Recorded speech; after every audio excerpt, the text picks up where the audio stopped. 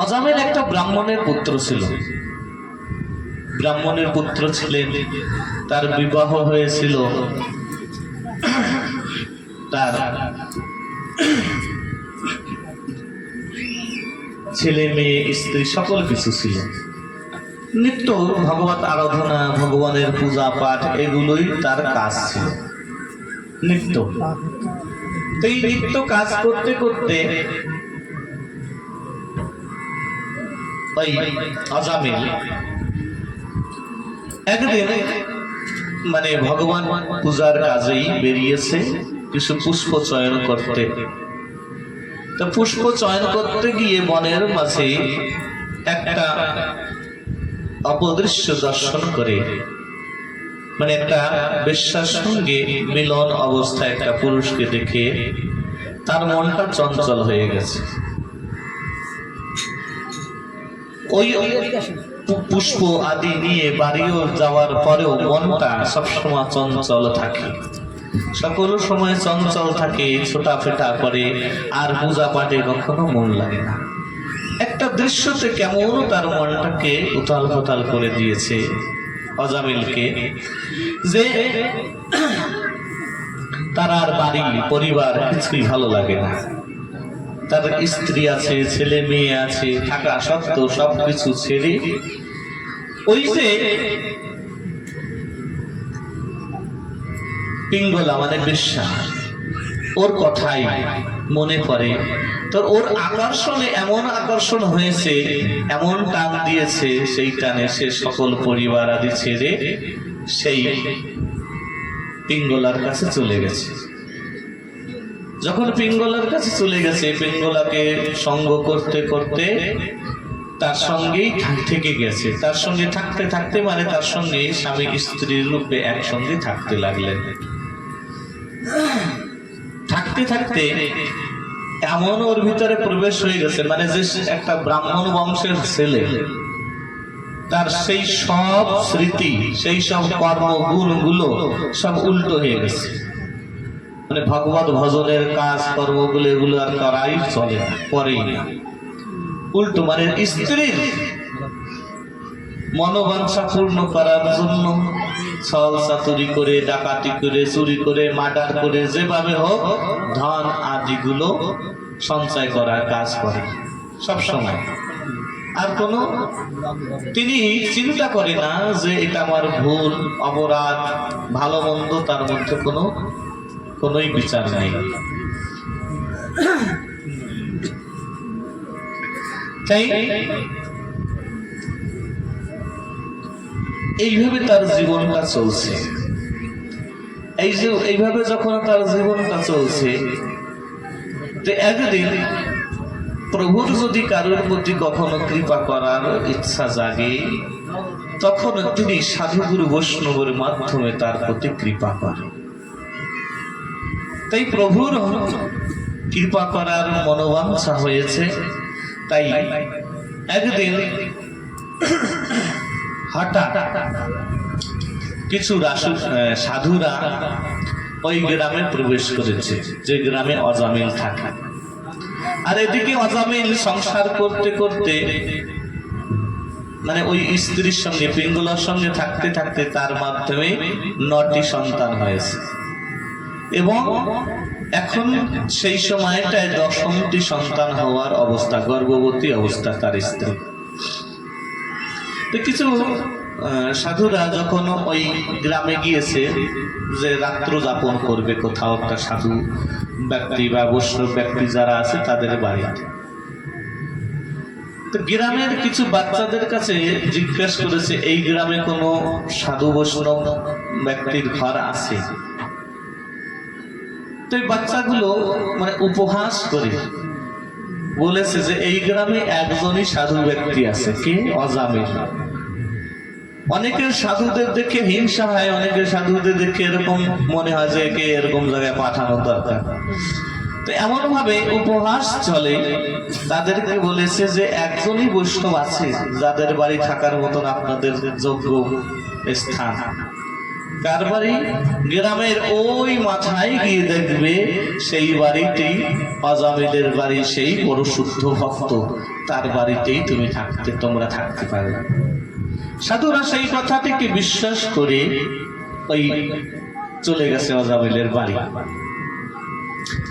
বাড়ি যাওয়ার পরে ডাক দিয়েছে, ও মা, কেউ বাড়িতে আছো কি? সন্ধ্যা বেলা গধূলি বেলায় পৌঁছিয়েছে। সেই সময় অজামিলের স্ত্রী ঘর থেকে বেরিয়েছে, বেরিয়ে সাধুদের প্রণাম করেছে, বলছে, বলুন কিসের জন্য এসেছেন? তখন সাধুরা বলছে যে আমরা আজকে রাত্র একটা বৈষ্ণব বাড়িতে, সাধু বাড়িতে যাপন করতে চাই, তার জন্যই এখানে এসেছি। তাই গ্রামে জিজ্ঞাসা করেছিলাম সাধু বাড়ি, তাই তারা বলেছে তোমাদের বাড়িটা সাধু বাড়ি। তাই ওই পিঙ্গলাটি মানে অজামিলের স্ত্রী মনে মনে ভাবলেন সাধুদের সঙ্গে ছলনা করাটা ঠিক নয়, সাধুদের কাছে সত্য কথা বলাটাই সঠিক হবে। তাই সাধুদের কাছে বললেন করজোরে, প্রভু আপনারা অপরাধ নেবেন না, আমি সত্যি কথা বলছি, এই গ্রামে আমরা সাধু ব্যক্তি নয়, আমাদের পরিবারটা খুব অশুদ্ধ, আমাদের পরিবারটা সুন্দর নয়, তাই কেউ হয়তো তোমাদের সঙ্গে উপহাস করেছে। তারা সত্য কথা বলেনি, আমাদের তেমন পরিবার নয়, আমাদের তেমন যোগ্য স্থান নয়। সাধুরা বলছে, যে ছলেই হোক না কেন তোমাদের বাড়ি যখন এসেছি, আমাদের প্রভু গোবিন্দই তোমাদের বাড়ি পাঠিয়েছে। হয়তো ওদের জিহ্বার পরে আমাদের প্রভু দাঁড়িয়ে তোমাদের বাড়িতেই পাঠিয়ে দিয়েছে। যখন এসেছি প্রভুর কৃপায়, তখন আজকের রাত্র তোমাদের বাড়িতেই যাপন করে যাব। তখন আজামিলের স্ত্রী বললেন, প্রভু আপনারা থাকুন, অসুবিধা নেই, কিন্তু আমার যে স্বামী সে অসুর প্রবৃত্তির খুব, সে স্বভাবটা একেবারে বিদ্রুপ আসরিক, তা আসলে হয়তো সে উচ্চবাচ্য কিছু বলতেই পারে। যা হোক, আপনারা যখন থাকতে এসেছেন থাকুন, তবে আপনারা যেমন ভাবে আহার বিহার করেন তেমন আহার বিহারের ব্যবস্থা আমাদের পরিবারে নেই, তো আপনাদের জন্য আলাদা সকল ব্যবস্থা করে দিচ্ছি। তাই আলাদা সকল কিছুর পাত্র আদি সব কিছু ব্যবস্থা করে দিয়েছে। বলছে এতে আপনারা নিজেরা সবকিছু রান্না বান্না করে আপনারা নিজেরা ব্যবহার করে থাকুন। অজামিল যখন রাত্রবেলায় বাড়ি ফিরেছে, বাড়ি ফিরে দেখছে ওই সাধুরা, যাদের দেখলেই পরে সব থেকে আগে গালাগাল বেরোয়, মুখে অপভাষা বেরোয়, তাদের দেখেই, যাদের দেখলেই রাগ হয় তারাই আসে এই বাড়িতে, নিজের বাড়িতে দেখেই তোর মাথা রাগ হয়ে গেছে, গরম হয়ে গেছে, এই তোমাদের কারা এই বাড়িতে আসার এই দিয়েছে, পারমিশন দিয়েছে, কাদের কথায় এসেছো, বেরো বাড়ির থেকে বেরো। আজামিলের স্ত্রী ওই আওয়াজ শুনে ঘরের থেকে দৌড়িয়ে বেরিয়েছে, বেরিয়ে বলছে যে আমি বলেছি থাকতে। আজামিল এমন তার স্ত্রীর কথা কখনো কাটে না, স্ত্রীকে খুব ভালোবাসে, স্ত্রীর মনে বাঞ্ছা পূর্ণ করার চেষ্টা করে সবসময়। ও তুমি দিয়েছো তাহলে কিছু বলবো না, নাহলে এগুলোকে এখনই ঘাড় ধাক্কা দিয়ে বের করতাম বাড়ির থেকে। সেই ব্রাহ্মণ, যে ব্রাহ্মণ তার বাড়ি এসেছে, সেই ব্রাহ্মণ কুলের ওই আজামিল একটি দৃশ্যর ছলে কিভাবে তাকে এমন জায়গায় টেনে নিয়ে এসেছে। কিন্তু সে যখন ওই ব্রাহ্মণ কুলে ছিল, তখন সে কিছু সাধন ভজন করেছিল, ঠাকুরের আরাধনা করেছিল। সেই আরাধনা ভজন কোনোদিন নষ্ট হয় না। সেইটুকুর দিকেও তাকিয়ে গোবিন্দর একদিনে যখন মনে পড়েছে এই ভক্তটা কিভাবে আমার ভজন করত, কিন্তু একটা দৃশ্যতে তাকে কেমন ভাবে এইখানে পৌঁছিয়ে দিয়েছে, তাই একে উদ্ধার করার প্রয়োজন, তাই সাধুদের এইভাবে পাঠিয়ে দিয়েছে। যা হোক, রাত্র যাপন কেটেছে, সকাল হয়েছে। সাধুরা বলছে আজামিল তোমার বাড়িতে সুন্দর রাত্রটা কেটেছে, তবে সাধুদের সেবা করলে কিছু ভোজন দক্ষিণা দিতে হয়, কিছু দক্ষিণা দাও। আজামিল বলছে ভালো ভালো রাত কেটেছে, এখন আর ব্যবস্থা খারাপ করো না। একে তো আমার ঘরের অন্ন খেয়ে যাচ্ছ, তারপরে আবার দক্ষিণা, কিসের দক্ষিণা? এরপরে দক্ষিণা দেবো, এই তরবাল উঠিয়ে দেখাচ্ছে এই দক্ষিণা দেবো। কত কষ্ট হয় ওই অন্ন ভোজাতে, তাকে তুমি জানো? কিভাবে কিভাবে আমার অন্ন ভজিয়ে আনতে হয়, ধন সম্পদ আনতে হয়। তো যা হোক, যেভাবে হয়েছে এখন তোমরা বেরো, দক্ষিণা কিছু দেব না। সাধুরা বলছে দক্ষিণা না নিয়ে তো যাব না। মনে মনে ভাবছে আমরা সাধু, এই যে বাড়িতে সাধুরা ভোজন করে সেই বাড়ি যদি কিছু আশীর্বাদ না দিয়ে যায়, সেই বাড়ির যদি কিছু উপকার না করে যায় সেই অন্যের পরিপ্রেক্ষিতে, তাহলে তো সাধুদের অপরাধ হয়। কিছু না দিয়ে কি করে যায়? কিছু আশীর্বাদ তো দান করে যেতেই হবে। তো দান করার জায়গাটা তো দরকার, যে আশীর্বাদটা দেবো সেই আশীর্বাদটা গ্রহণ করবে তেমন একটা জায়গা তো দরকার। তো ভেবে চিন্তে বলছে আজামিল, তোমার কোনো ধন সম্পদ দিতে হবে না,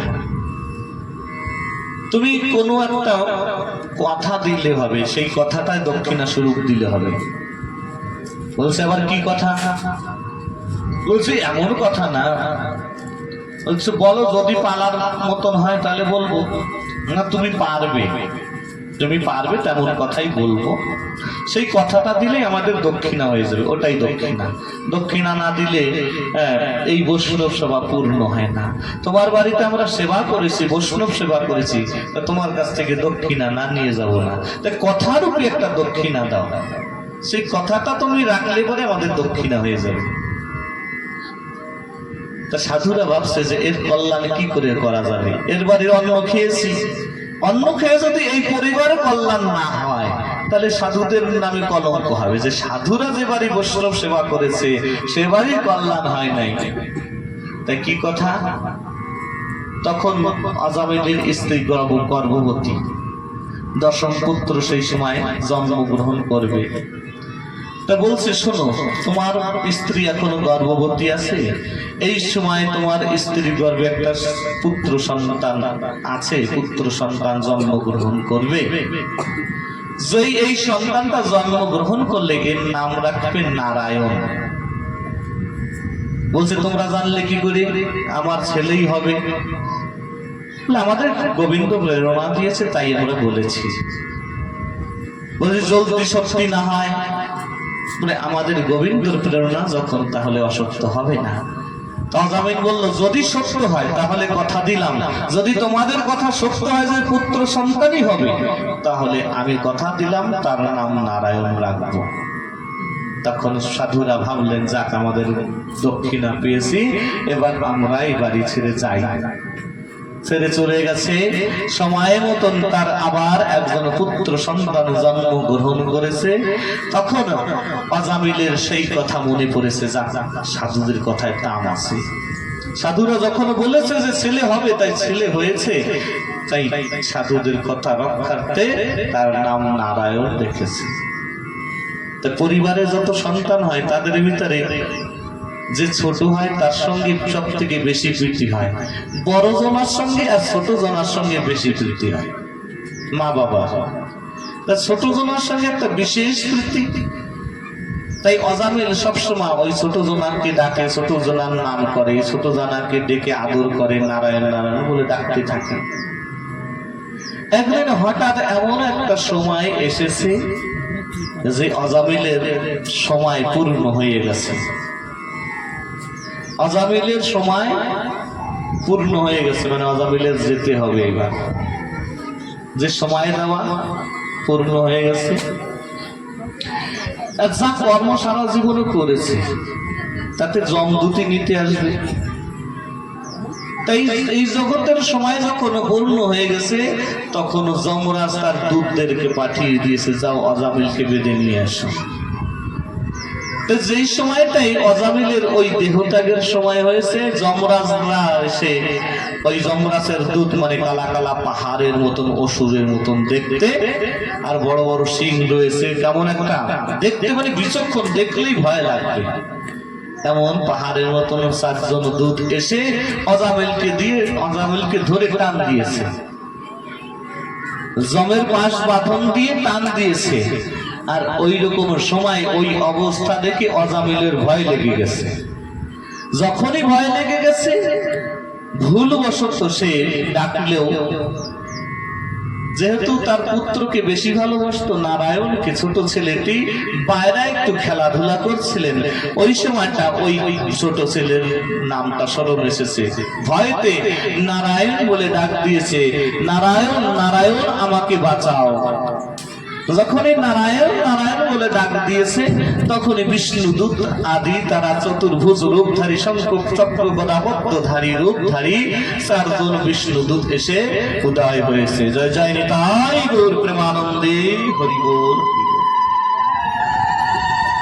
যখন তারা এসে উদয় হয়েছে, ওই সময় বিষ্ণুদূতরা এসে যমদূতকে ধাক্কা দিয়েছে। যমদূতকে যখন ধাক্কা দিয়েছে, যমদূতরা বলছে, তোমরা কারা? বলছে, আমরা বিষ্ণুদূত। তো বিষ্ণুকে? আমরা নারায়ণ। নারায়ণ কে? আমাদের নারায়ণ মালিক। যমদূতরা তো জানে না যে বিষ্ণুকে। তাই দুজনের সঙ্গে যুদ্ধ হচ্ছে, তোরা একে ধরতে আসলি কেন?